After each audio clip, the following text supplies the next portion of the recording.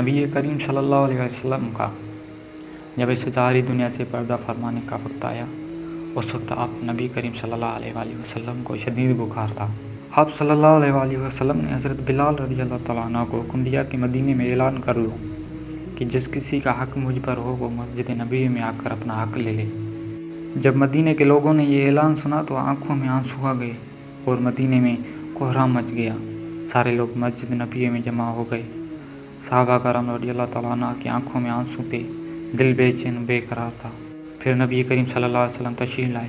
آپ صلی اللہ علیہ وآلہ وسلم کو اس قدر تیز بخار تھا کہ آپ صلی اللہ علیہ وآلہ وسلم کا چہرہ مبارک سرخ ہوا جا رہا تھا۔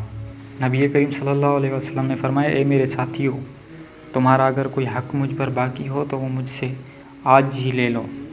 میں نہیں چاہتا کہ میں اپنے رب سے قیامت میں اس حال میں ملوں کہ کسی شخص کا حق مجھ پر باقی ہو۔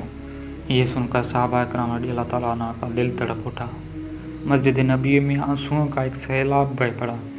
صحابہ رو رہے تھے لیکن زبان خاموش تھی کہ اب ہمارے آقا ہمارا ساتھ چھوڑ کر جا رہے ہیں۔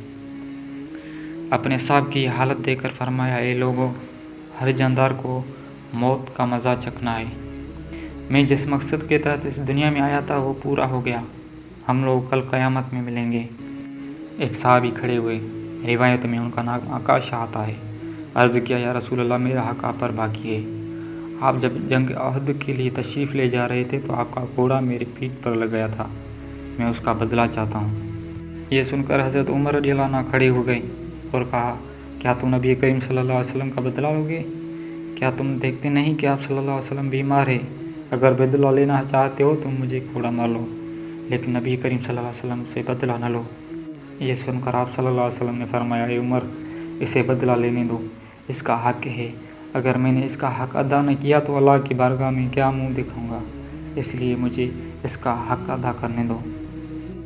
آپ صلی اللہ علیہ وسلم نے گھوڑا منگوایا اور حضرت عکاشہ کو دیا اور کہا کہ تم مجھے گھوڑا مار کر اپنا بدلہ لے لو۔ حضرت صحابہ کرام یہ منظر دیکھ کر بے تحاشا رو رہے تھے۔